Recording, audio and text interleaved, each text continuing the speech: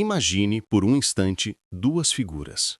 A primeira é um rei, sentado no seu trono, rodeado de ouro e de servos, mas com o rosto vincado pela ansiedade constante de proteger o seu vasto cofre.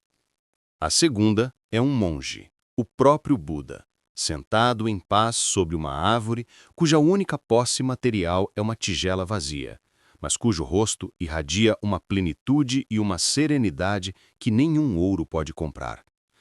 A nossa cultura ensina-nos desde o berço a aspirar ao cofre do rei. Mas e se a verdadeira abundância, a riqueza que não pode ser roubada, estivesse contida no segredo da tigela vazia? Este é o paradoxo da riqueza búdica. A prosperidade não nasce da acumulação, mas da libertação. O budismo, na sua essência, não é uma filosofia de pobreza, mas sim uma ciência da mente focada em nos libertar do sofrimento. E a causa raiz de todo sofrimento, segundo os ensinamentos de Buda, é o nosso apego, o nosso desejo incessante por mais e a nossa aversão à perda. A busca frenética por riqueza material, nascida do medo da falta e da cobiça por status, é vista como uma das maiores fontes de sofrimento humano. O paradoxo libertador é que, ao seguir o caminho búdico do desapego, do cultivo da paz interior e do foco no momento presente, a ansiedade financeira, a raiz da nossa pobreza interior, dissolve-se. E a partir desse estado de paz, de clareza e de não necessidade, você torna-se um ímã para a abundância autêntica. Uma mente calma vê oportunidades que a ansiedade obscurece. Um coração generoso ativa o fluxo universal da reciprocidade. A própria vida de Siddhartha Gautama é a ilustração perfeita deste paradoxo. Ele nasceu príncipe. Tinha literalmente o cofre do rei à sua disposição, protegido das realidades do sofrimento e da falta. No entanto, foi precisamente no meio de todo esse luxo que ele sentiu o mais profundo vazio. A sua jornada espiritual começou com a renúncia a essa riqueza material na busca pela riqueza da alma. Mas a sua grande descoberta, após anos de ascetismo extremo, não foi que a privação era a resposta. A sua iluminação veio ao descobrir o caminho do meio, um equilíbrio sublime entre a indulgência e a negação. A história de Buda nos ensina que a verdadeira riqueza não está nem no excesso, nem na falta, mas na paz que se encontra no centro. O grande erro da nossa sociedade e a fonte da nossa ansiedade coletiva é a crença de que a paz virá da riqueza. Nós dizemos a nós mesmos: se eu tiver mais dinheiro, então as minhas preocupações desaparecerão e eu poderei finalmente relaxar. Perseguimos o dinheiro como se ele fosse a cura para a nossa inquietação interior. O budismo ensina que esta é uma inversão fundamental da lei. A inquietação não vem da falta de dinheiro, vem do nosso apego ao dinheiro e do nosso medo de o perder. Por isso, mais dinheiro para uma mente apegada muitas vezes leva a mais medo e a mais ansiedade. O erro fatal é não perceber que a paz não é um destino a ser comprado com dinheiro. A paz é o caminho. O ritual do arquiteto para esta semana é o de observar este paradoxo na sua própria vida. É o ritual da tigela e do cofre. Pegue no seu diário. Desenhe um cofre de um lado e uma tigela vazia do outro. Sob o cofre, liste as coisas que você tem perseguido ou acumulado por medo ou pelo desejo de status. E como é que a busca por estas coisas o tem feito sentir? Ansioso? Exausto? Agora, sob a tigela, liste os momentos em que se sentiu mais verdadeiramente rico, mesmo que não tivessem nada a ver com dinheiro. Uma caminhada na natureza, uma conversa profunda com um amigo, um momento de fluxo total no seu trabalho. Como se sentiu nesses momentos? Pleno? Livre? Em paz? Contemple as duas listas. Qual delas representa a riqueza que a sua alma verdadeiramente anseia? A jornada que iniciamos agora não é sobre renunciar ao mundo ou fazer um voto de pobreza. É sobre encontrar a verdadeira liberdade no mundo. É descobrir que a sua tigela interior, quando está vazia de medo e de apego, está sempre a transbordar com a abundância infinita do momento presente. Repita estas palavras de afirmação. A minha riqueza não é medida pelo que o meu cofre contém, mas pela paz que a minha alma irradia. Eu libero. Capítulo 2. O que é a verdadeira abundância? Libertando-se da ilusão do mais. Abundância. A palavra na nossa cultura evoca imagens de excesso, mesas a transbordar de comida, cofres a abarrotar de ouro, guarda-roupas repletos de roupas. A nossa sociedade define a abundância como a busca incessante e sem fôlego por mais. Mas esta busca, como o Buda percebeu, é uma miragem no deserto. Quanto mais corremos em direção a ela, mais ela parece afastar-se, deixando-nos cronicamente sedentos e exaustos. O Sutra da Abundância ensina-nos a parar de correr. Ele revela que a verdadeira abundância não se encontra no ter mais, mas no querer menos. Não é uma equação de acumulação, mas de libertação. Então, o que é a verdadeira abundância? Na perspectiva búdica, ela não é a presença de uma grande riqueza, mas sim a ausência total do sentimento de falta. É um estado interior de plenitude e de paz. Uma pessoa pode ser bilionária e viver num estado de pobreza interior, atormentada pelo medo de perder o que tem e pelo desejo insaciável por mais. Um monge, por outro lado, pode não possuir nada além da sua tigela, mas viver num estado de abundância total, sentindo-se completo e provido no momento presente. A verdadeira abundância é, portanto, a riqueza da alma. É a paz de espírito, a liberdade do desejo incessante, a alegria encontrada na simplicidade e uma profunda confiança no fluxo da vida. É o estado de suficiência, onde você reconhece que, neste exato momento, tem tudo o que é verdadeiramente essencial. E, paradoxalmente, é este estado de contentamento sereno que abre os canais para que a abundância material flua para si, sem esforço e sem ansiedade. A psicologia moderna, com o conceito da esteira rolante hedônica, confirma esta sabedoria ancestral. A teoria demonstra que os seres humanos se adaptam rapidamente a novos níveis de riqueza e de posses, regressando sempre a um nível de felicidade de base. Isso prova cientificamente que a busca externa por mais é uma estratégia falhada para o bem-estar a longo prazo. O movimento moderno do minimalismo é outra redescoberta desta verdade búdica. Estudos sobre pessoas que escolhem viver uma vida mais simples, com menos posses, mostram que elas reportam consistentemente níveis mais baixos de estresse e níveis mais altos de satisfação, pois o seu foco muda do ato de ter para a arte de ser. O grande e trágico erro da maioria das pessoas é confundir o desejo incessante com uma ambição saudável. Elas acreditam que esta fome constante por mais é o motor que as impulsiona para o sucesso. O erro fatal, como Buda ensinou, é não perceber que o desejo crônico nasce sempre de uma sensação de falta. É uma declaração constante à sua alma e ao universo de que eu não sou suficiente, ou a minha vida não é suficiente. Esta energia de falta, pela lei da ressonância, apenas pode atrair mais experiências que confirmem e espelhem essa mesma falta. Elas estão tentando construir um arranha-céus de riqueza sobre a fundação de areia movediça da sua própria e percebida insuficiência. O ritual do arquiteto para esta semana é o de encontrar a sua riqueza aqui e agora. É o inventário da riqueza presente. Sente-se em silêncio. A sua tarefa é fazer um balanço da abundância que já possui, sem adicionar nada. Comece com o seu corpo. Sinta a riqueza da sua respiração, a entrar e a sair, a nutri-lo a cada segundo. Sinta a riqueza dos seus sentidos, a capacidade de ver o azul do céu, de ouvir uma música, de sentir o calor de uma xícara de chá. Pense nas suas relações. Traga à mente o rosto de uma pessoa que o ama. Sinta a riqueza dessa conexão. Pense no seu conhecimento. Lembre-se de uma habilidade que você domina. Sinta a riqueza da sua sabedoria. Agora, no seu diário, escreva: neste exato momento, eu já sou abundante em...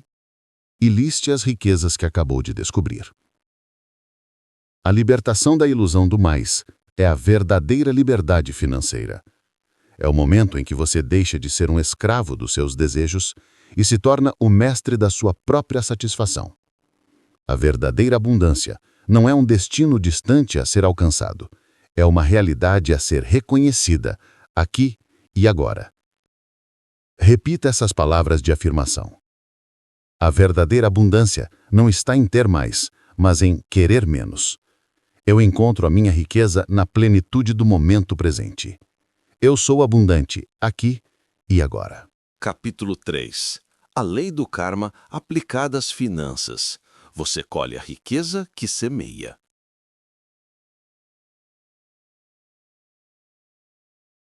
Karma. A palavra é frequentemente mal interpretada no Ocidente, vista como um sinônimo de destino cego ou de uma punição divina por erros passados. Mas na sua pura essência búdica, o karma não é sobre punição, é sobre educação. É a lei universal, natural e impessoal de causa e efeito. É o universo agir como um espelho perfeito, que não julga, mas que reflete de volta para nós, com uma precisão infalível, a energia das nossas próprias ações e intenções. E esta lei aplica-se com uma clareza de aço à nossa vida financeira. A sua situação financeira hoje não é sorte ou azar, é a sua colheita kármica. Hoje, vamos aprender a nos tornarmos semeadores conscientes. A palavra karma, em sânscrito, significa simplesmente ação. A lei afirma que cada ação ou causa produz um resultado correspondente ou efeito.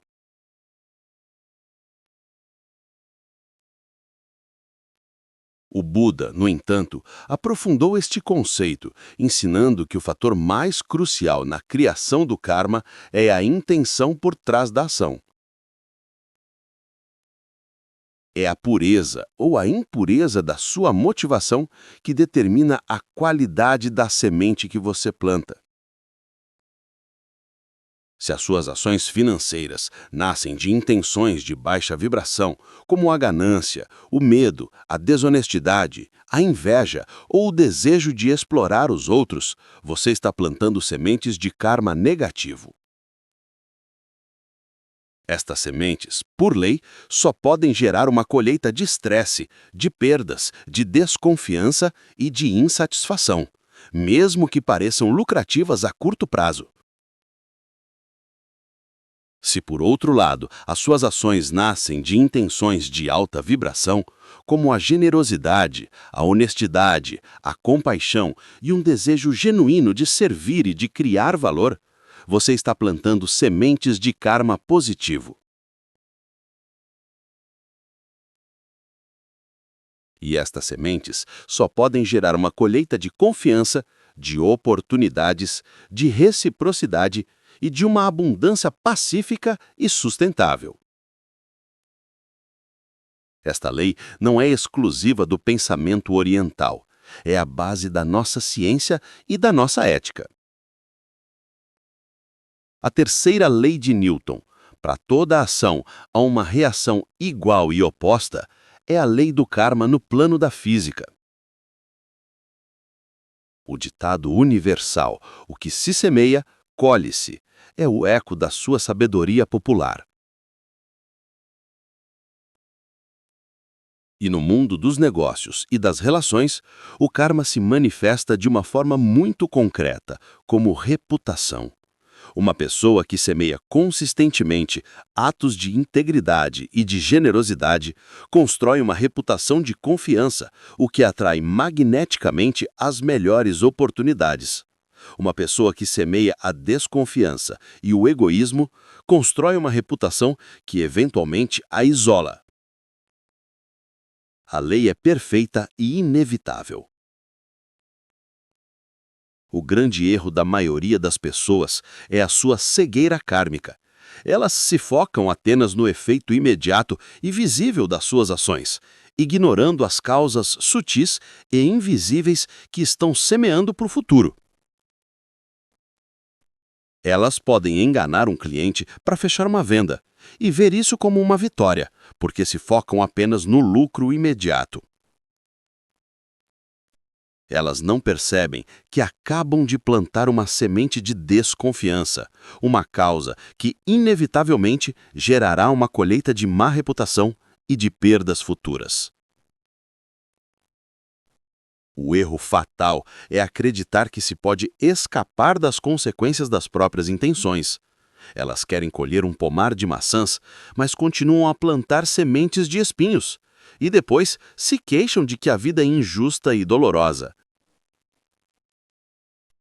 O ritual do arquiteto para esta semana é o de se tornar um agricultor consciente do seu campo kármico.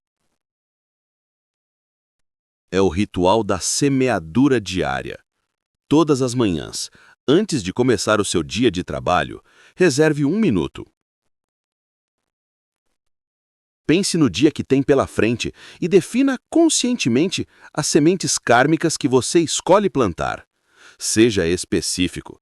Por exemplo, hoje eu planto a semente da generosidade, ao oferecer ajuda a um colega sem esperar nada em troca. Ou, hoje eu planto a semente da integridade, ao ser totalmente transparente com um cliente. Ou, hoje eu planto a semente do valor, ao dedicar 1 hora de trabalho focado para entregar um resultado excepcional. Escolha no menos uma semente. Ao longo do dia, procure a oportunidade de plantá-la. O objetivo é mudar o seu foco de o que posso eu obter hoje para que sementes de boa qualidade eu posso semear hoje. A lei do karma não é um sistema de punição, mas a lei mais justa e mais empoderadora do universo. Ela coloca as rédeas do seu destino financeiro firmemente em suas mãos. A sua vida hoje é a sua colheita. Se não gosta dela, não amaldiçoe os frutos. Comece agora a plantar sementes diferentes. Repita estas palavras de afirmação. Eu sou o semeador consciente da minha vida financeira. Cada ação e cada intenção minha é uma semente de riqueza. Ao semear o bem para todos, eu colho a abundância para mim. Capítulo 4. Encontrando o seu Dharma. O trabalho com propósito como a fonte de toda a prosperidade. A filosofia búdica ensina que cada ser no cosmos, desde a mais pequena folha de erva até a estrela mais distante, tem um lugar, uma função e uma natureza única no grande tecido do universo. A isto chama-se Dharma. O Dharma é a sua canção única, o seu papel intransferível na sinfonia da existência. Muitos de nós passamos a vida a tentar tocar os instrumentos de outras pessoas, em empregos que não ressoam com a nossa alma, sentindo uma profunda e constante dissonância. O Sutra da Abundância revela que a prosperidade mais profunda, mais alegre e mais sustentável não vem de encontrar o trabalho mais lucrativo, mas de alinhar o seu trabalho com o seu Dharma. Encontrar e viver o seu Dharma é a estratégia de riqueza mais inteligente de todas. O seu Dharma é o ponto de interseção sagrada entre os seus dons e talentos únicos, as suas paixões mais profundas e uma necessidade do mundo que você se sente chamado a servir. Quando você trabalha no seu Dharma, o trabalho deixa de ser uma labuta, uma troca de tempo por dinheiro, e torna-se uma forma de meditação em movimento, de autoexpressão e de serviço alegre. A energia que você coloca no seu trabalho não a drena, pelo contrário, ela energiza-o, porque você está em perfeito alinhamento com a sua natureza mais autêntica. Este alinhamento cria um karma positivo de forma natural e contínua. Você cria um valor excepcional no mundo, quase sem esforço, porque está operando a partir da sua zona de gênio. E pela infalível lei de causa e efeito, o universo responde a esta imensa criação de valor com um fluxo de abundância correspondente. Este conceito ancestral encontra um eco direto no conceito japonês de Ikigai, que se traduz como uma razão para ser. O seu Ikigai é descrito como o ponto de encontro entre aquilo que você ama, aquilo em que você é bom, aquilo de que o mundo precisa e aquilo pelo qual você pode ser pago. Viver o seu Dharma é viver no seu Ikigai. A psicologia moderna chama a experiência de trabalhar no seu Dharma de o estado de fluxo. É um estado de imersão total em uma tarefa, onde o ego desaparece, a noção do tempo distorce e a sua performance atinge o pico. Este estado, a fonte de todo o grande trabalho, é mais frequentemente alcançado quando estamos fazendo algo que amamos e que nos desafia. A prosperidade duradoura é, muitas vezes, um simples subproduto de se passar a maior parte do tempo neste estado de alegria e de pico de performance. O grande erro que leva tantos a uma vida de desespero silencioso, como dizia Thoreau, é o de escolherem uma carreira com base em fatores puramente externos. Esta é uma violação direta do meio de vida correto, do caminho octuplo de Buda. As pessoas escolhem uma profissão pelo salário, pelo status que ela confere, pela aparente segurança ou para satisfazer as expectativas dos pais. Elas ignoram completamente a bússola do seu próprio coração.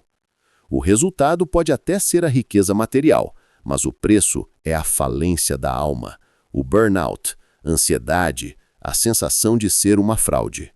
O erro fatal é acreditar que o propósito é um luxo, algo a ser perseguido depois de se alcançar a segurança financeira, sem perceber que o propósito é o caminho mais direto e mais seguro para a verdadeira abundância. O ritual do arquiteto para esta semana é o de começar a desenhar o seu próprio mapa para o tesouro. É o ritual do mapa do Dharma. Pegue uma folha de papel e divida-a em 4 quadrantes. No primeiro, escreva paixão. O que você ama fazer, mesmo que não lhe pagassem? No segundo, habilidade. Em que você é naturalmente bom? No terceiro, serviço. Que problemas no mundo o incomodam e que pessoas você gostaria de ajudar? E no quarto, viabilidade. De que formas as pessoas já pagam por soluções relacionadas a estes tópicos? Agora, olhe para o seu mapa. Comece a procurar por conexões, por sobreposições. Como é que a sua paixão e a sua habilidade podem servir para resolver um problema? Este mapa é o seu ponto de partida para a descoberta do seu trabalho com propósito. O seu Dharma não é algo que você inventa, é algo que você descobre, que você revela.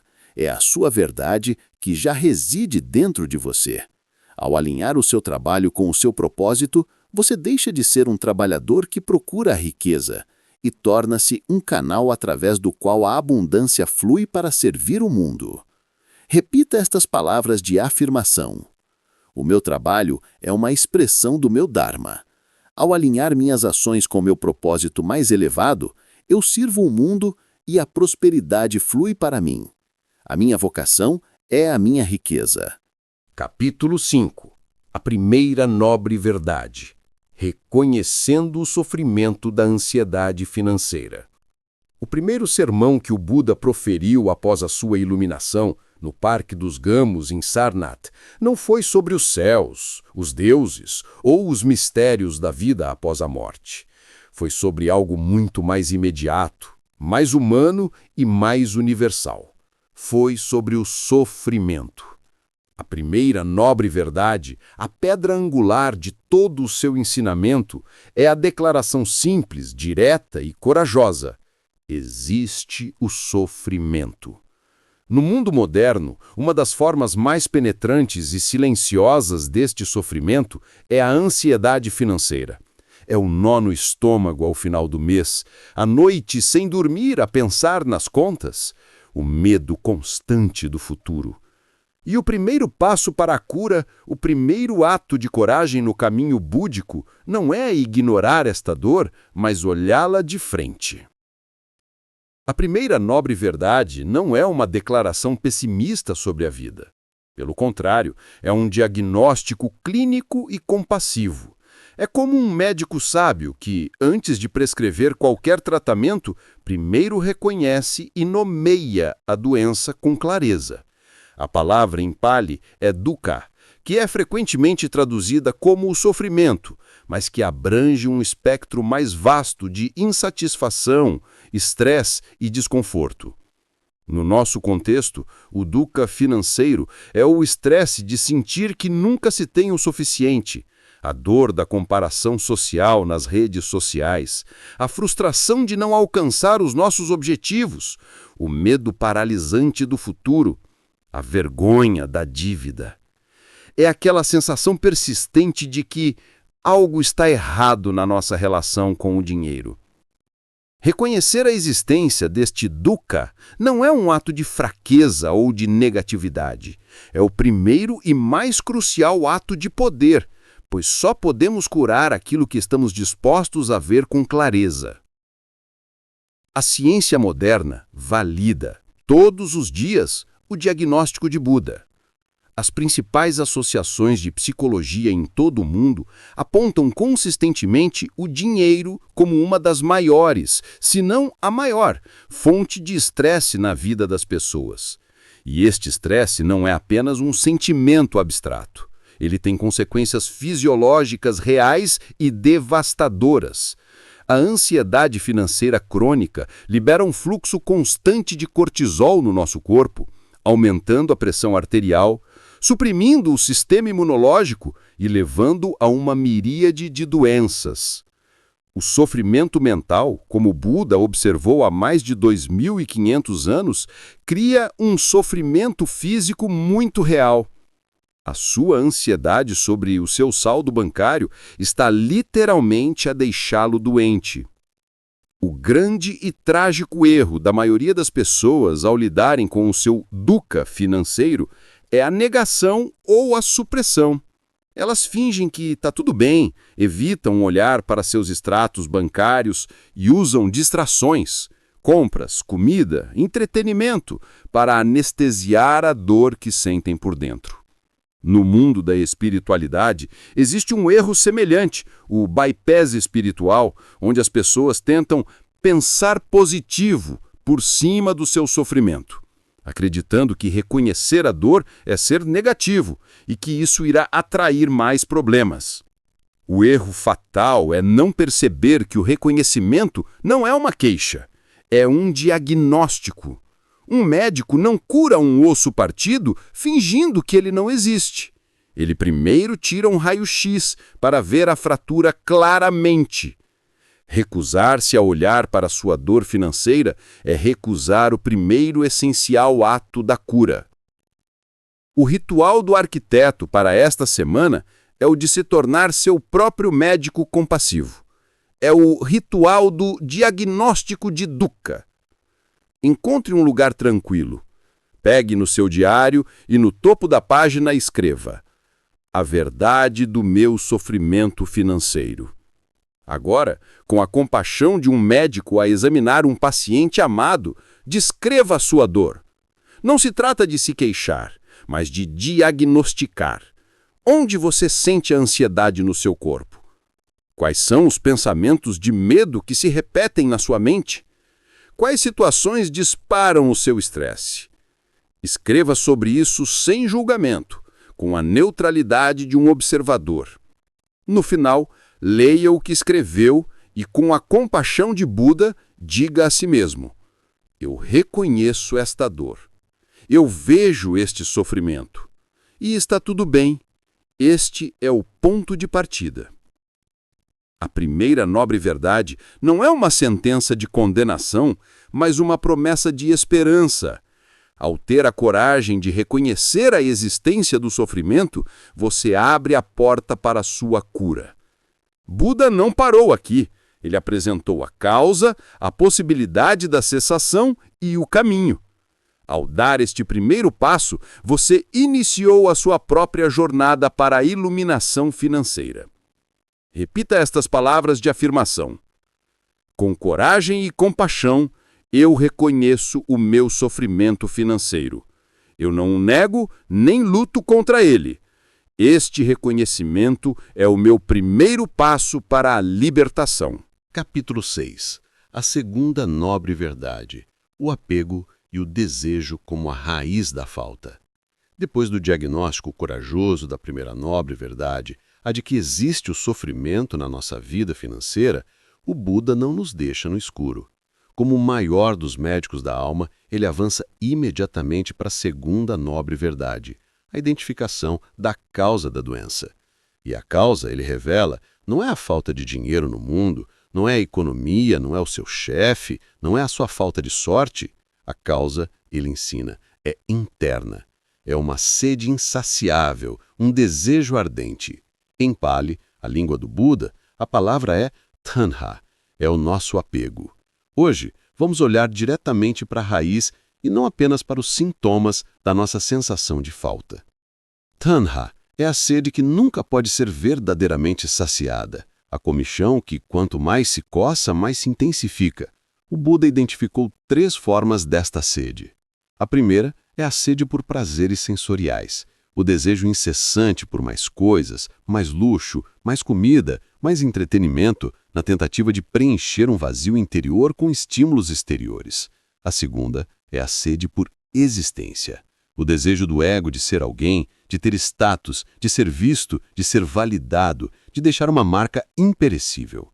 A terceira é a sede por não existência, o desejo de escapar da dor, de evitar o desconforto, de se anestesiar da realidade. Na nossa vida financeira, isto manifesta-se como a evitação de olhar para as contas ou a procrastinação em tomar decisões importantes. O nosso sofrimento nasce diretamente desta sede. O apego àquilo que não temos cria a dor da falta. O apego àquilo que já temos cria um medo constante de o perder. A neurociência moderna oferece-nos um mapa bioquímico para esta sabedoria antiga. A dopamina, o neurotransmissor do nosso cérebro, é frequentemente chamada da molécula do prazer, mas isso é um equívoco. A dopamina é a molécula da antecipação e do desejo. O nosso mundo moderno, com as suas notificações de redes sociais, a sua publicidade incessante e as suas compras a um clique de distância, é projetado para sequestrar o nosso sistema de dopamina.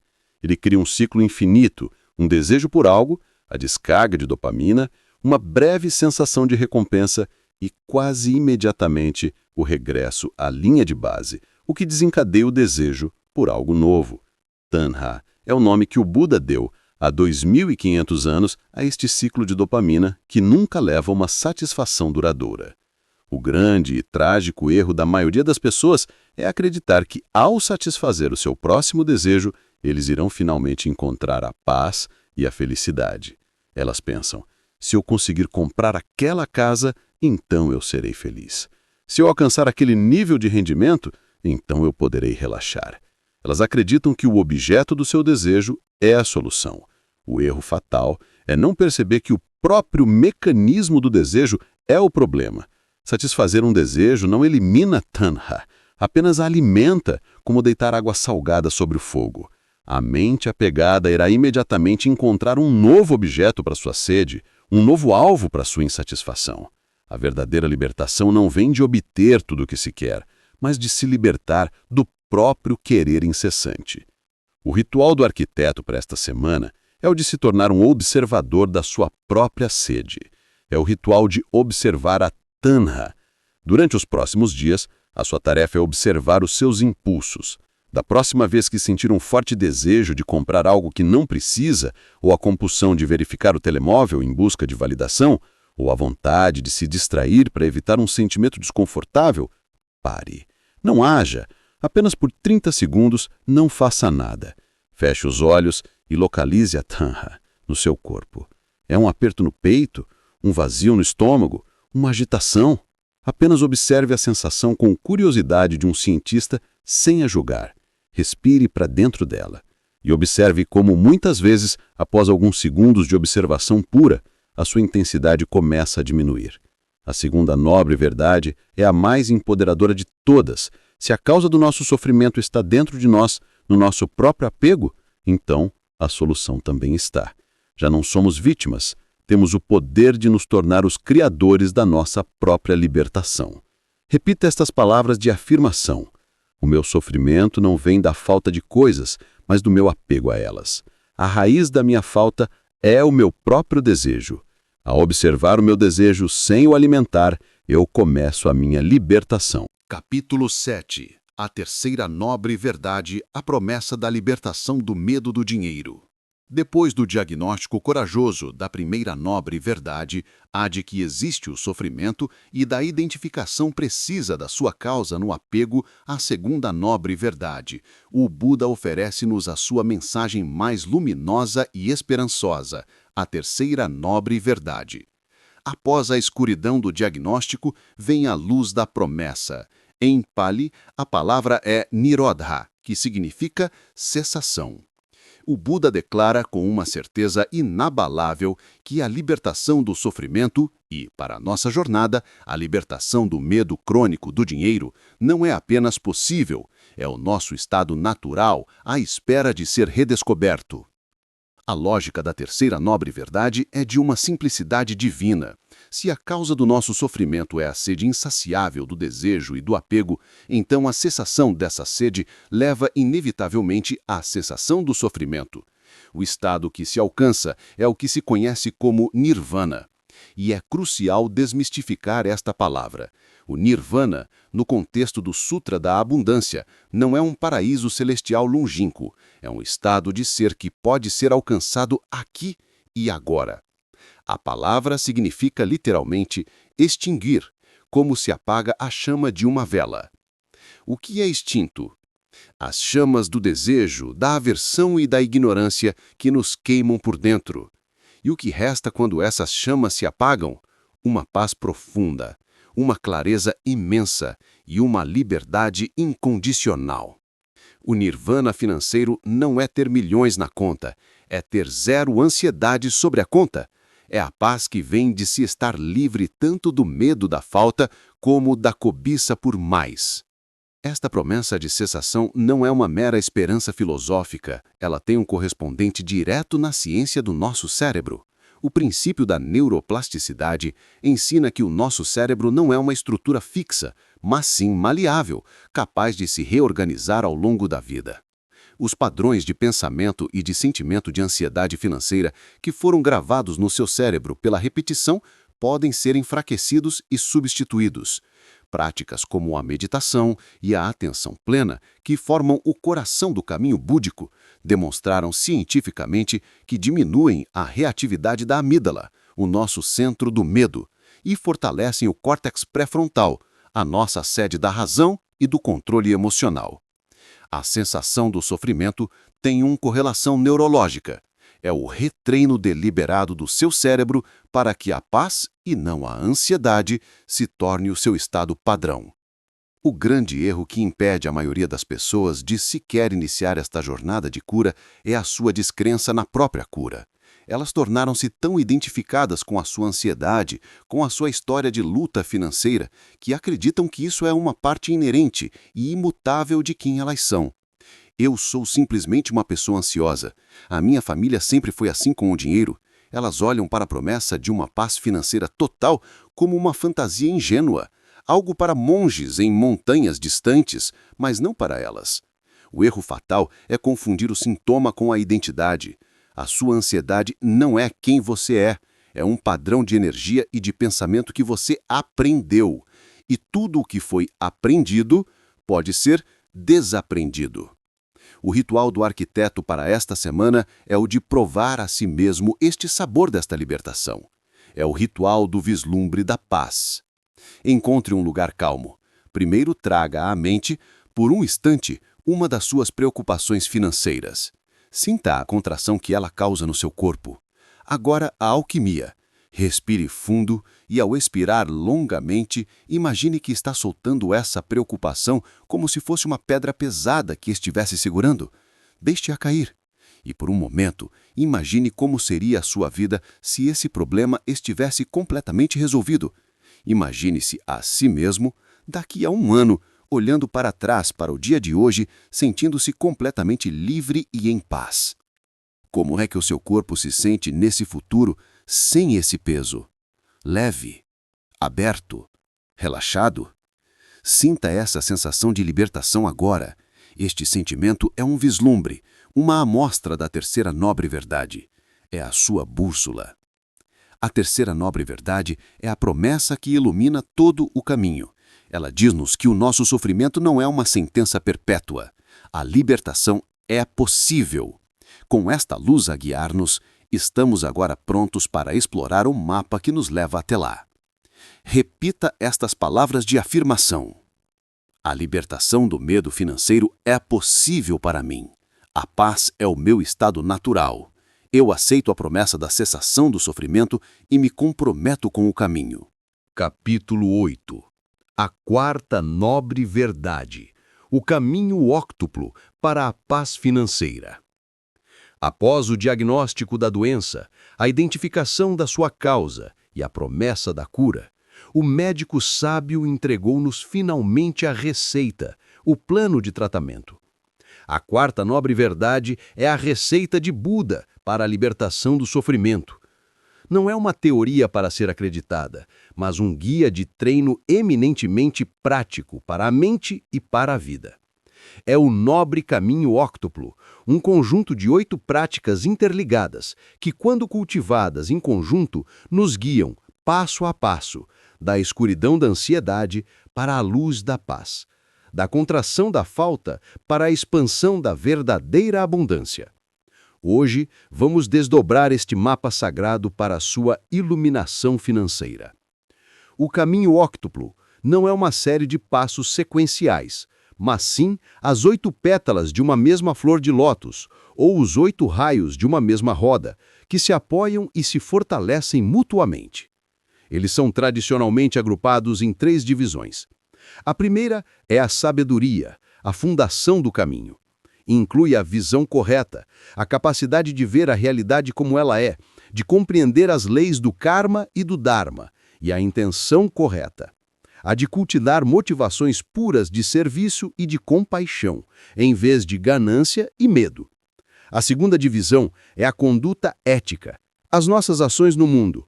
Inclui a fala correta, a ação correta e o meio de vida correto, que nos convidam a viver e a ganhar o nosso sustento de uma forma que seja honesta e que não prejudique a nós mesmos nem aos outros. A terceira divisão é a disciplina mental, o treino da nossa consciência. Inclui o esforço correto, a prática de cultivar pensamentos positivos, a atenção plena correta, a arte de estar presente e a concentração correta, a capacidade de focar a mente. Este antigo sistema de treino é, indiscutivelmente, o primeiro e mais completo sistema de terapia cognitivo-comportamental do mundo. A visão correta é a reestruturação cognitiva. A ação correta e a fala correta são a modificação do comportamento. E a atenção plena correta, ou mindfulness, tornou-se uma das ferramentas mais poderosas da psicologia moderna, usada para regular as emoções, reduzir o estresse e aumentar a autoconsciência. O caminho óctuplo não é um dogma religioso. É um manual de instruções para o florescimento da psique humana, uma ciência da mente que a nossa ciência moderna está apenas a começar a confirmar, 2.500 anos depois. O grande e trágico erro que frustra a jornada de tantas pessoas é o caminho fragmentado. Elas pegam numa pétala da flor e ignoram as outras. Uma pessoa pode praticar a meditação, concentração correta, mas continuar trabalhando num emprego que viola seus valores e prejudica o mundo, meio de vida incorreto. Outra pode ter boas intenções, intenção correta, mas nunca se esforçar para mudar seus padrões de fala negativa e de queixa, fala incorreta. O erro fatal é não perceber que o caminho é um sistema holístico e interdependente. Cada um dos 8 passos é como um raio de uma roda. Se um dos raios estiver fraco ou partido, a roda inteira se torna instável e a viagem torna-se acidentada e ineficaz. O ritual do arquiteto para esta semana é o de avaliar a sua própria roda.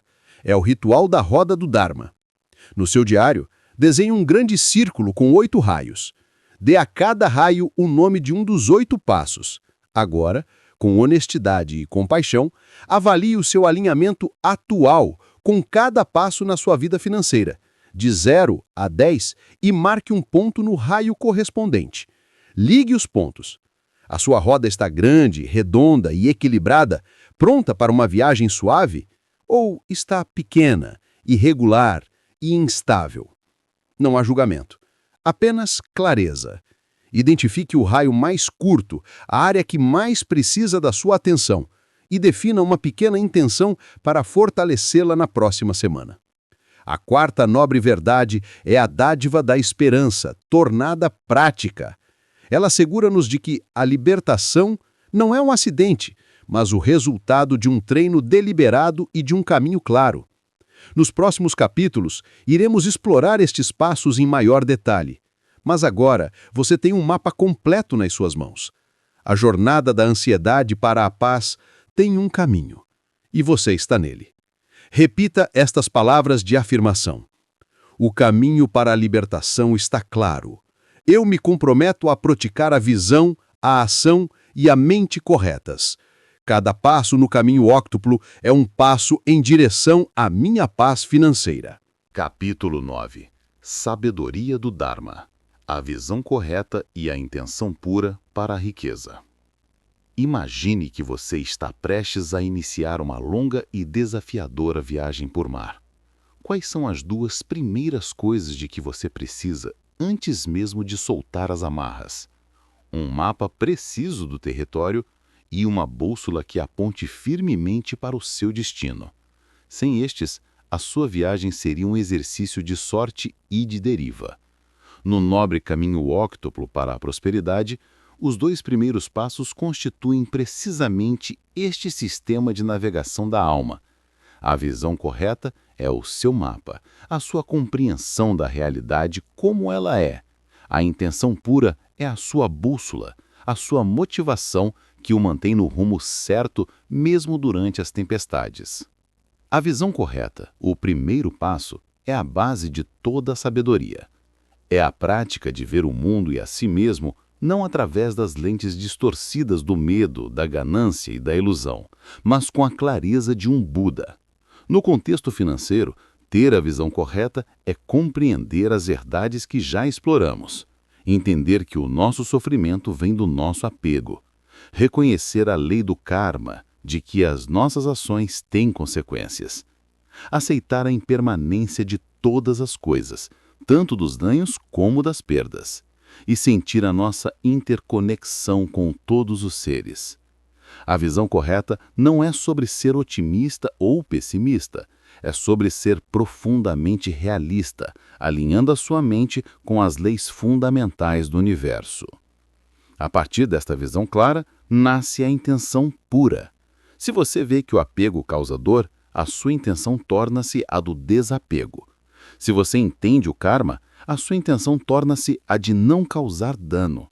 A sua intenção para a riqueza deixa de ser eu quero mais para mim e transforma-se em eu quero gerar abundância para poder servir melhor a mim mesmo e aos outros.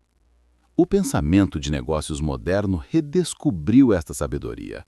O conceito de mindset, popularizado pela psicóloga Carol Dweck, ensina que as nossas crenças subjacentes determinam o nosso sucesso.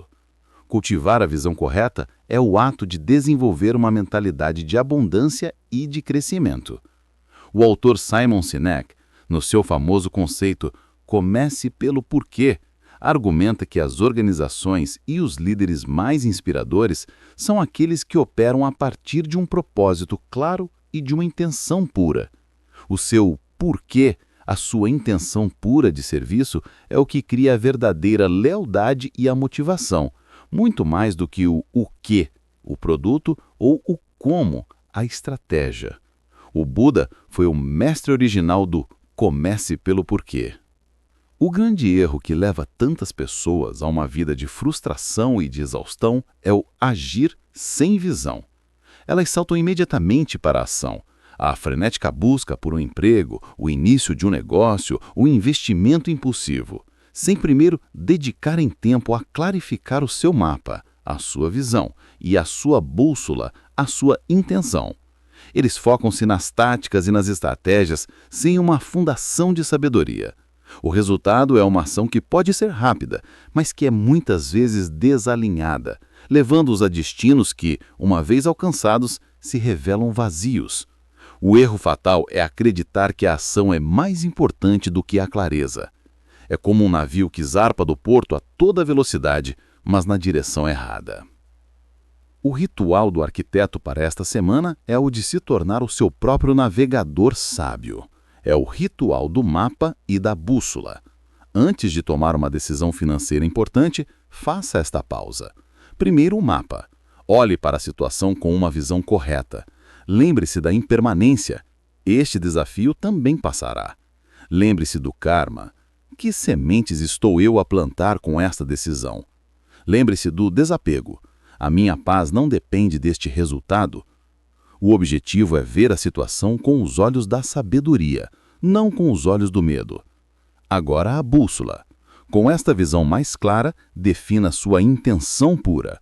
Pergunte: qual é a intenção mais elevada e mais compassiva que posso trazer para esta situação?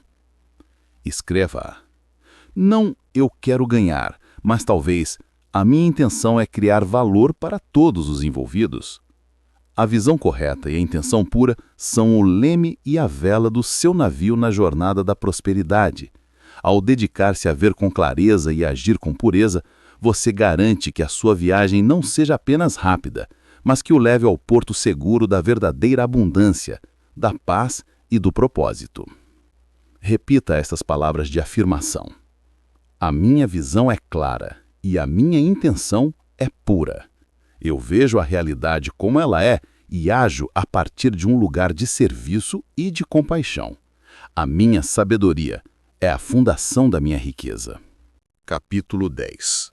A riqueza justa, a ação correta e o meio de vida correto. Se a sabedoria e a intenção são o mapa e a bússola da nossa jornada, a nossa conduta ética é o próprio navio.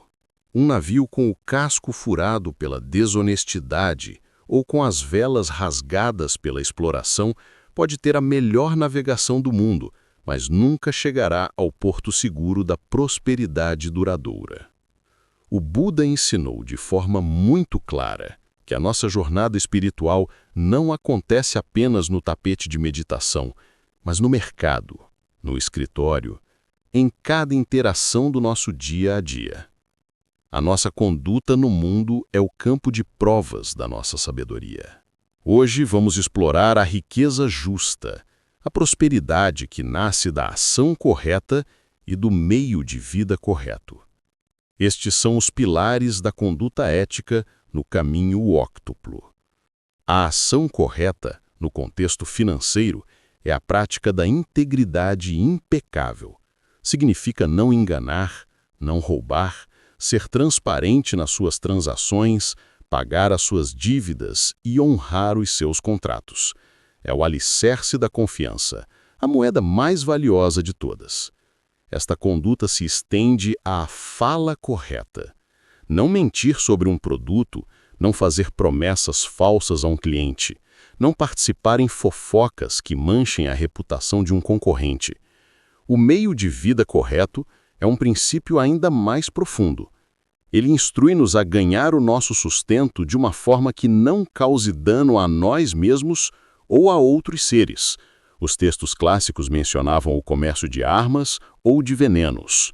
No nosso mundo moderno, isso expande-se para qualquer trabalho que seja conscientemente explorador, que destrua o ambiente ou que venda produtos que geram vício e sofrimento. A riqueza justa é aquela que é ganha em alinhamento com o seu Dharma e a sua compaixão.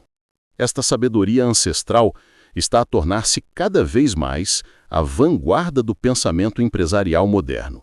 O movimento do capitalismo consciente defende que as empresas mais bem-sucedidas e resilientes a longo prazo são aquelas que têm um propósito maior do que apenas o lucro e que se esforçam por criar valor para todas as partes interessadas: clientes, funcionários, fornecedores, a comunidade e o planeta. Ou seja, na sua essência, o meio de vida correto aplicado a uma escala corporativa. Da mesma forma, a ascensão do investimento ESG, que avalia as empresas com base no seu impacto ambiental, social e de governança, mostra que os investidores estão percebendo que as empresas que causam dano, aquelas com um meio de vida incorreto, são, a longo prazo, investimentos mais arriscados e menos sustentáveis. O grande e trágico erro da maioria das pessoas é a dissociação moral.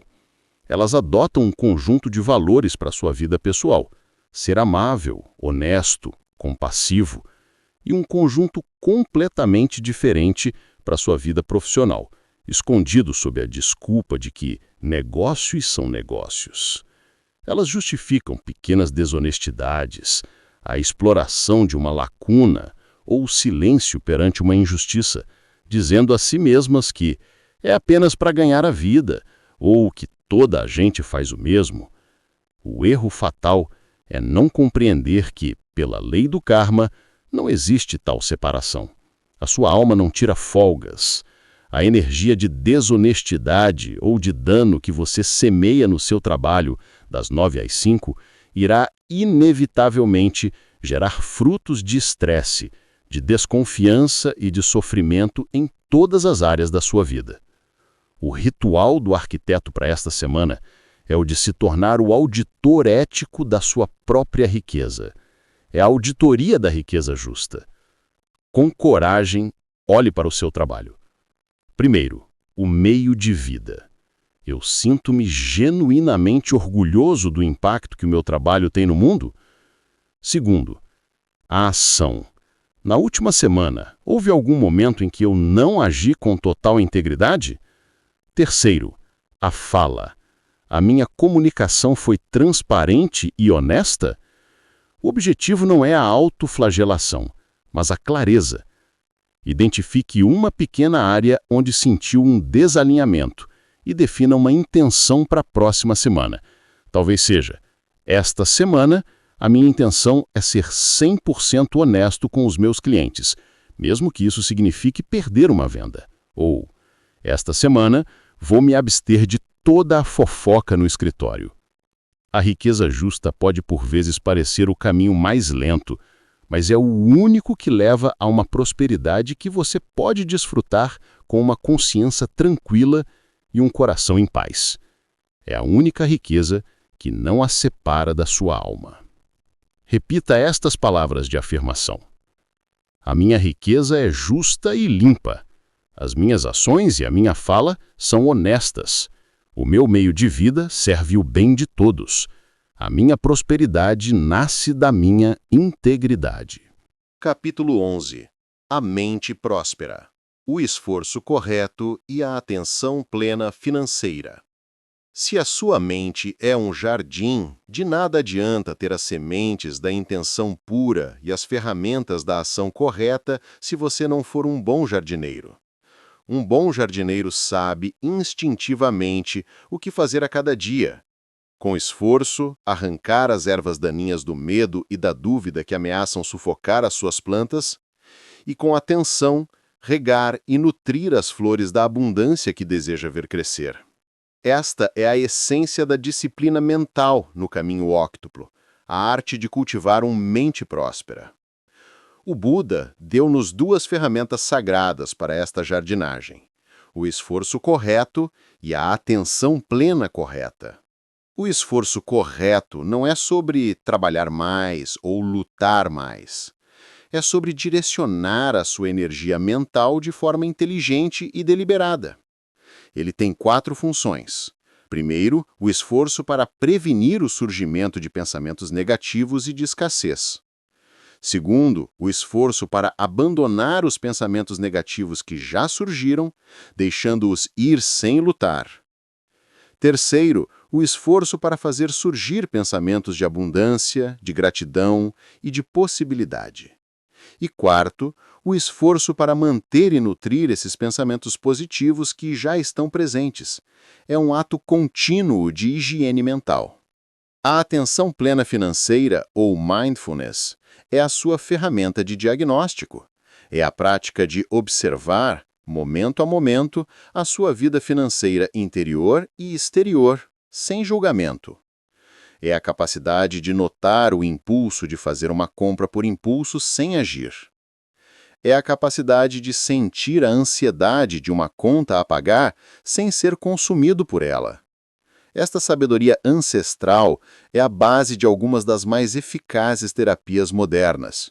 A terapia cognitivo-comportamental baseia-se diretamente nos 4 passos do esforço correto, ensinando os pacientes a identificar, a desafiar e a substituir padrões de pensamento negativos. A redução de estresse baseada em mindfulness é a aplicação clínica da atenção plena correta. Programas de MBSR têm sido cientificamente comprovados como capazes de reduzir a ansiedade, melhorar o foco e até mesmo de alterar fisicamente a estrutura do cérebro, diminuindo a reatividade do nosso centro do medo e fortalecendo o nosso centro de controle executivo. O Buda, há milênios, deu-nos o manual para a reprogramação neurológica. O grande e trágico erro da maioria das pessoas é viver com uma mente indisciplinada. Elas permitem que a sua mente seja um campo selvagem, onde as ervas daninhas do medo, da queixa e da insegurança crescem livremente e tomam conta de tudo. Elas vivem um piloto automático. O erro fatal é não perceber que a mente, tal como um músculo ou um jardim, requer treino e cultivo diário. Deixar a sua mente sem treino e depois esperar uma vida de paz, de clareza e de prosperidade é como nunca ir ao ginásio e esperar um dia acordar e correr uma maratona. O ritual do arquiteto para esta semana é o de transformar uma transação mundana num ato sagrado de disciplina mental. É o ritual do café consciente. Da próxima vez que for comprar um café ou fazer uma pequena compra diária, transforme-a numa meditação. Ao sentir o impulso de comprar, pratique a atenção plena. Apenas observe o desejo, sem o julgar.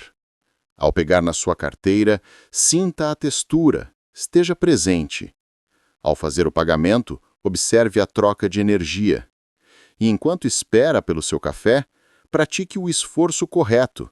Em vez de pegar no telefone, cultive deliberadamente um pensamento de gratidão. Eu sou grato por ter este dinheiro para este pequeno prazer. Eu sou grato pela pessoa que está a preparar a minha bebida. Ao receber o café, sinta o calor da chácara, o aroma. Dê o primeiro gole com atenção total. Este simples ritual treina-o a trazer consciência, calma e gratidão para suas transações diárias. Uma mente próspera não é uma mente que nunca tem pensamentos negativos. É uma mente que foi treinada, que está consciente e que sabe como, gentilmente, arrancar uma erva daninha e deliberadamente regar uma flor. O esforço correto e a atenção plena são as suas ferramentas de jardinagem. Repita essas palavras de afirmação. A minha mente é um jardim que eu cultivo com amor. Com o esforço correto, eu arranco as ervas daninhas do medo.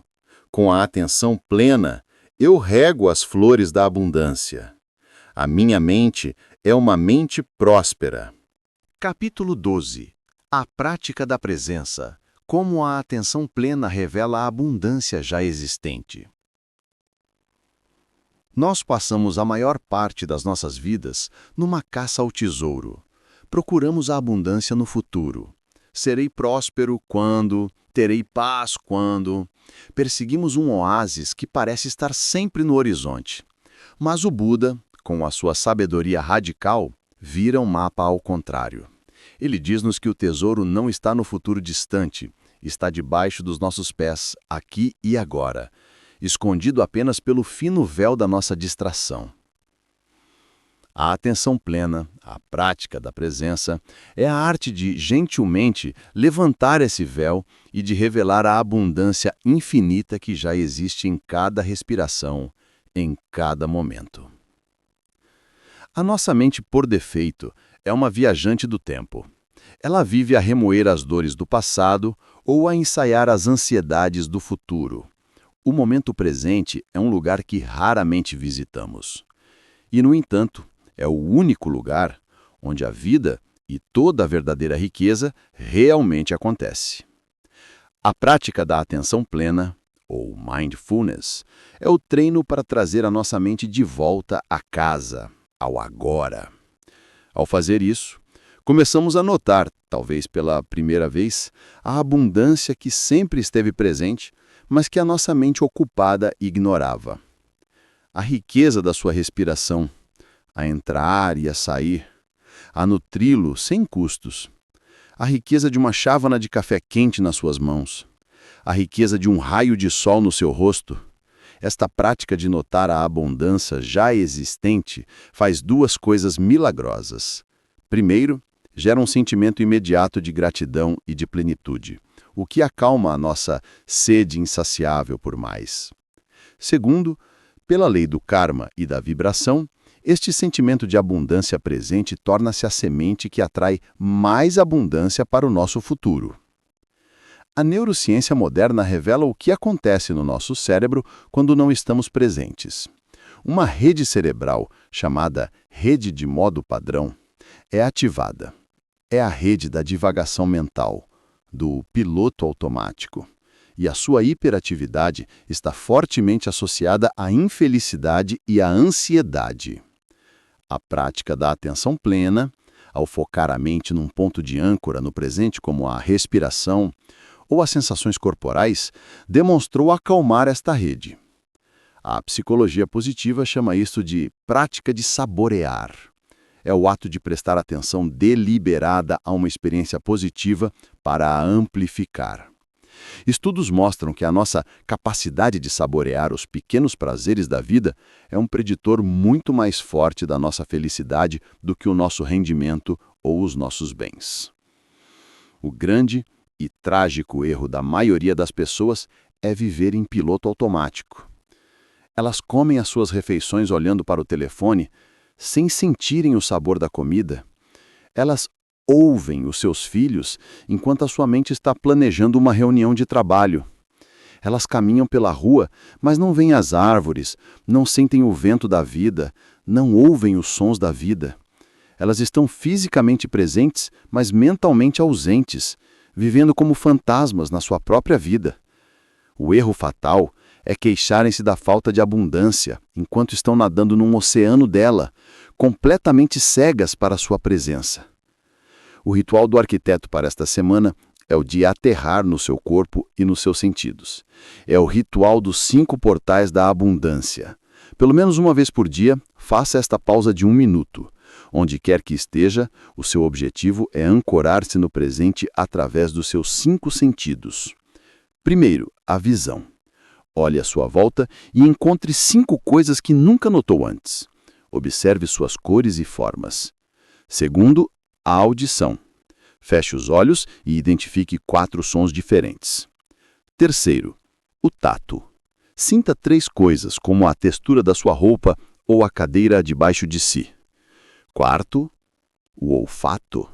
Identifique 2 cheiros no ambiente. E quinto, o paladar. Note um sabor na sua boca. Este exercício força a sua mente a sair da sua viagem no tempo e a aterrar, de forma radical, no aqui e agora. A busca pela abundância não é uma jornada para um lugar distante. É uma jornada para casa, para o momento presente, onde a verdadeira riqueza pode ser encontrada. A atenção plena é a chave que abre a porta.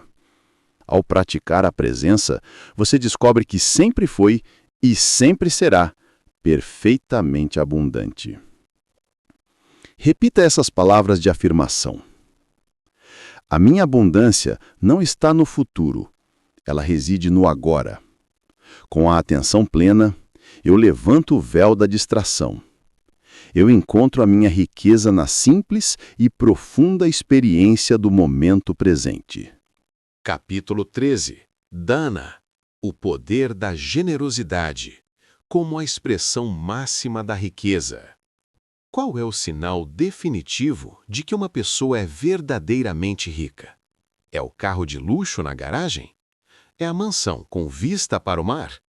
Para o Buda, o maior e mais irrefutável sinal de riqueza não é o que uma pessoa acumula para si mesma, mas o que ela dá livremente aos outros.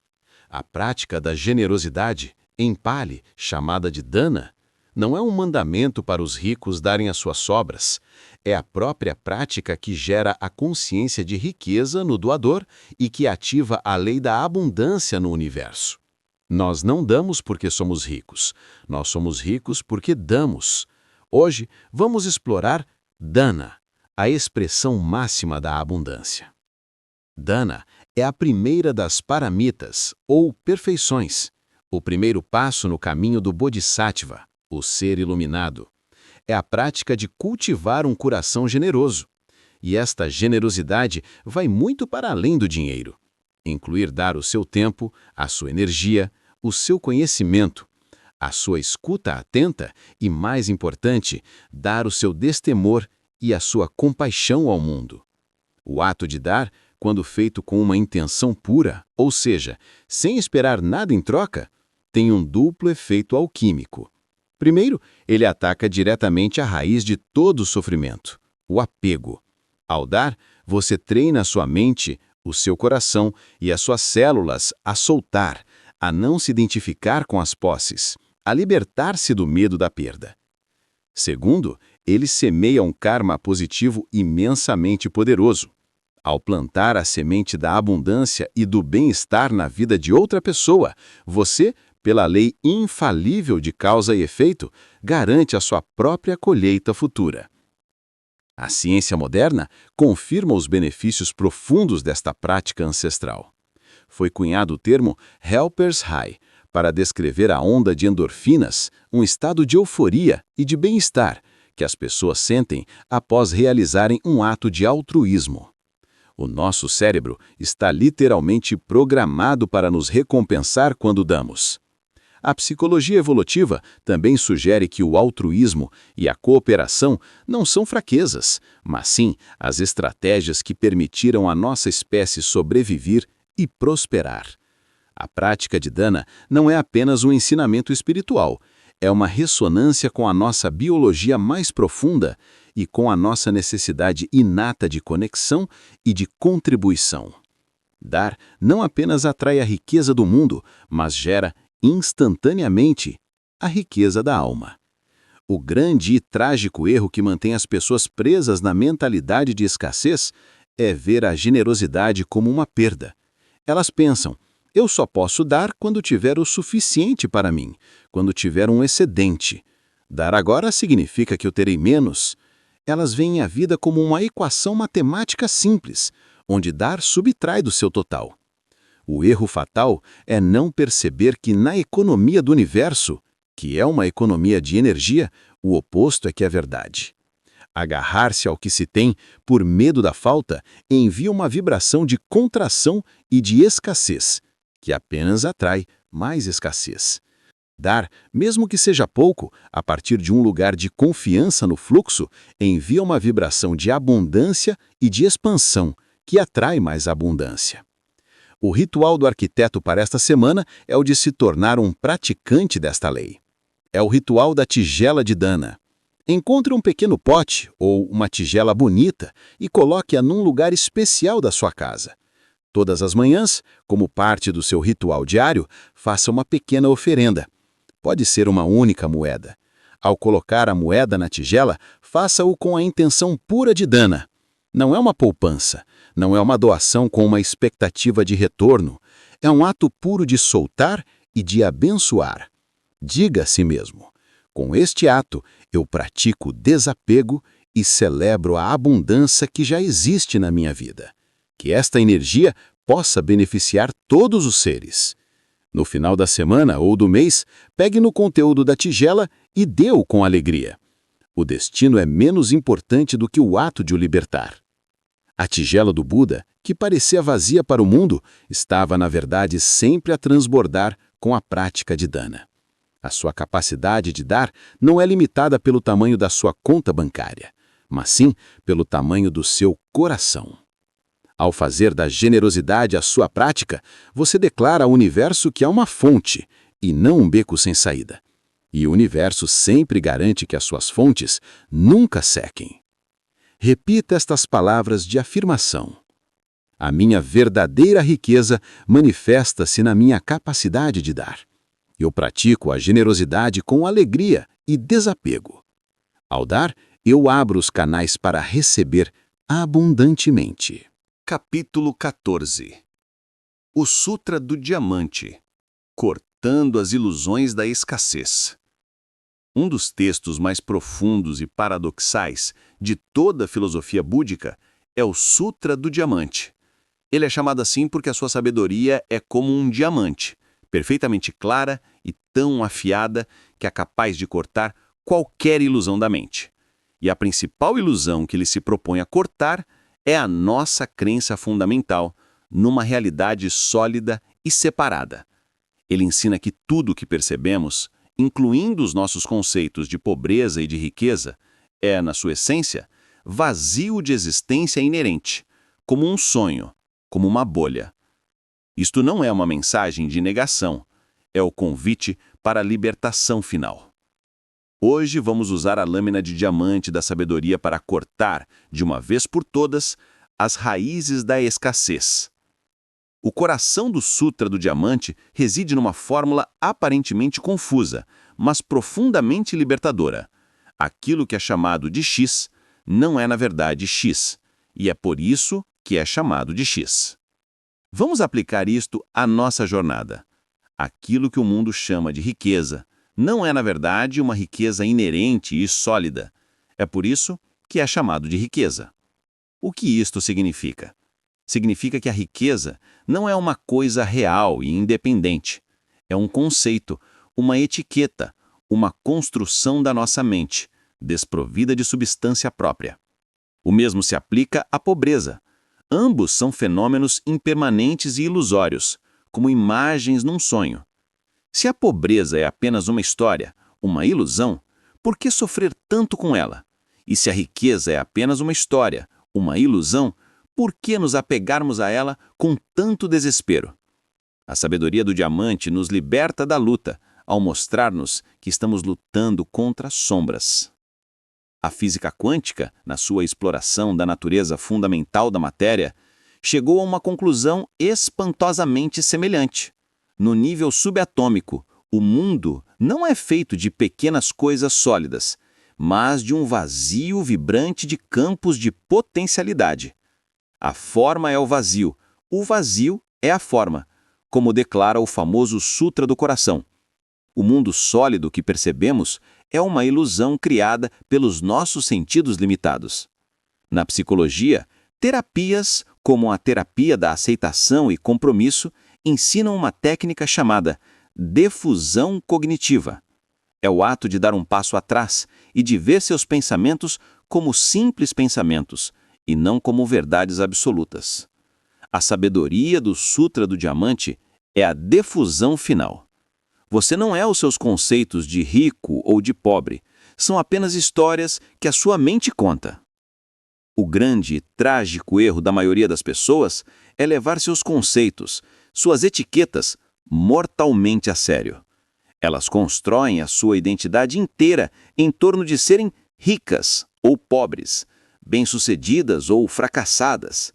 Elas agarram-se a estas etiquetas como se fossem a sua verdade última, sem perceberem que são tão impermanentes e insubstanciais como bolhas de sabão. O erro fatal é acreditar que a sua paz, a sua felicidade e o seu valor dependem de alcançar a etiqueta de rico e de evitar a etiqueta de pobre. Esta crença na solidez dos conceitos É a própria gaiola que as aprisiona no ciclo interminável de desejo, de apego e de medo, as raízes de todo o sofrimento. O ritual do arquiteto para esta semana é o de praticar essa defusão. É o ritual da lâmina de diamante. Identifique um conceito financeiro que esteja lhe causando sofrimento, seja ele a dívida ou o desejo por segurança financeira. Sente-se em meditação. Traga o conceito à sua mente. E agora, aplique a lâmina de diamante da sabedoria. Repita para si mesmo, lenta e contemplativamente. Isto que eu chamo de dívida não é, na verdade, uma dívida sólida e terrível. É apenas uma história, um conjunto de números, uma energia, e é por isso que é chamado de dívida. Sinta o conceito a perder o seu peso, o seu poder sobre si. Faça o mesmo com o desejo. Isto que eu chamo de segurança financeira não é, na verdade, uma coisa a ser alcançada. É apenas um conceito, um sonho, uma energia. O que resta quando as etiquetas se vão? Apenas a consciência pura, o espaço a partir do qual tudo pode ser criado. A sabedoria do Sutra do Diamante é a libertação suprema. Ela não lhe dá uma nova estratégia para ganhar o jogo da riqueza. Ela te mostra que o próprio jogo é uma construção da mente. E ao entender isto, você se torna o verdadeiro mestre do jogo. Você pode jogá-lo com leveza e com alegria, sabendo que o seu verdadeiro ser nunca pode ser enriquecido nem empobrecido. Repita estas palavras de afirmação. A riqueza e a pobreza são ilusões da mente. Eu uso a lâmina de diamante da sabedoria para cortar o meu apego aos conceitos. Livre da ilusão, eu jogo no jogo da vida com paz e poder. Capítulo 15. O Nirvana financeiro. A paz profunda de uma mente livre da cobiça e do medo. Nós iniciamos esta jornada a reconhecer o sofrimento da ansiedade financeira. Identificamos a sua causa no nosso apego e no nosso desejo incessante. Aceitamos a promessa da libertação e exploramos o mapa do caminho óctuplo. E qual é o destino final desta nobre jornada? É um cofre a transbordar de ouro? Não. É um estado de consciência tão precioso que nenhum ouro pode comprar. É o Nirvana. Uma palavra que parece distante, mítica, inatingível. Mas hoje, vamos trazê-la para a Terra, para a sua vida. O Nirvana financeiro não é um estado de riqueza sobrenatural. É o estado de uma mente que finalmente alcançou a paz profunda, inabalável e serena de uma mente que está livre da cobiça e do medo. O Nirvana financeiro é a plena realização da terceira nobre verdade, a cessação do sofrimento. É o estado que emerge quando as chamas da tanha, da sede insaciável, são finalmente extintas. Este estado de paz profunda é caracterizado pela liberdade da cobiça. A necessidade compulsiva por mais foi dissolvida pela sabedoria do suficiente e pela alegria do momento presente. Você já não é um escravo do seu desejo e é caracterizado pela liberdade do medo. O medo da falta, o medo de perder, o medo do futuro. Tudo isso foi substituído por uma confiança calma e profunda no fluxo da vida e na sua própria resiliência interior. O que resta quando a cobiça e o medo se vão? Apenas a paz. Uma paz que não depende das suas circunstâncias. Você pode ter muito ou pode ter pouco, mas o seu estado interior de serenidade permanece inabalado. Esta é a verdadeira abundância, a colheita final do Sutra da Abundância. A psicologia moderna, na sua busca pelo que constitui o florescimento humano, descreve este estado com a sua própria linguagem.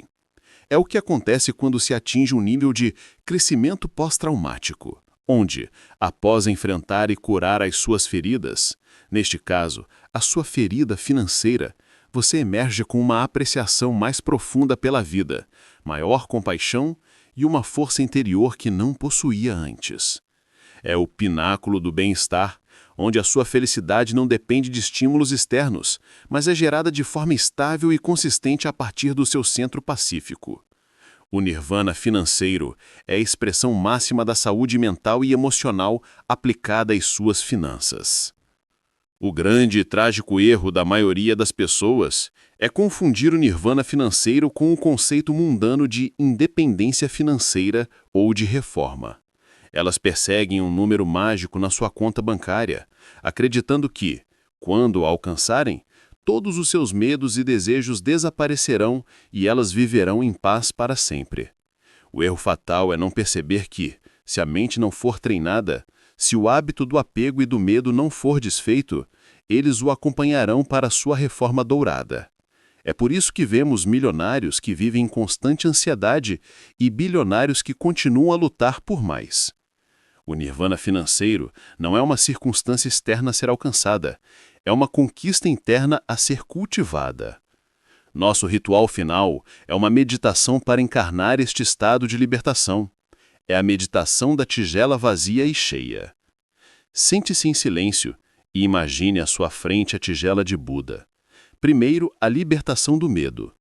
Traga à mente uma das suas preocupações financeiras. Veja como uma pedra escura e pesada. Agora, com uma expiração longa, coloque deliberadamente essa pedra fora da tigela. Em seguida, a libertação da cobiça. Pense em um desejo material que o tem perseguido. Veja-o como uma fumaça colorida e agitada. Com outra expiração, veja essa fumaça se dissipar no ar, fora da tigela. Olhe para a sua tigela. Ela agora está vazia de medo e de cobiça. E o que resta nela? O espaço, o silêncio, a paz.